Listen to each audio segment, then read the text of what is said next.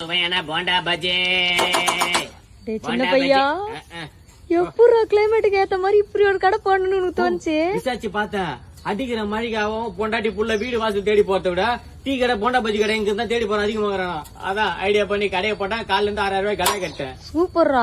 ஆமா உனக்கு இதுக்கெல்லாம் இன்வெஸ்ட்மெண்ட் காசு சாமி? எதுக்கு நம்பூர் இருக்குமா நான் இன்வெஸ்ட்மெண்ட் பண்ண காசுக்கு? டே நம்பூர்ல தான் எண்ணெய் இல்லையா நாய? நான் தீபாவளிக்கு இந்த வடை பூருக்கு பாயசம் கறி மீன் எல்லாம் வறுத்து மீதி எண்ணெய்ல அதை வச்சுதான் போட்டேன். டேய் அத நானே ஒரு 10 தடவைக்கு மேல யூஸ் பண்ணிருப்பேனடா. வேணான்னு ஒதுக்கி வச்சேனடா அது.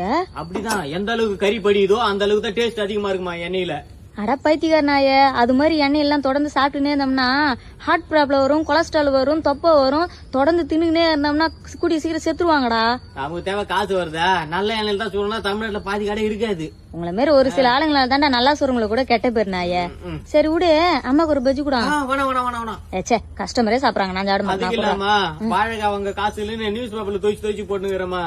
அடப்பாவி, ஏன்டா எவனும் கண்டுபிடில இல்லையா? வாரி லோபுக்கு உள்ள அமுக்கினே இருக்கிறானுங்க. லைட்டா டேஸ்ட் கம்மியா தான் சட்டில ஒரு தொட்டு ஜிலேபி மீன் அடிக்கிற மாதிரி அடிக்கிறானுங்க உள்ள.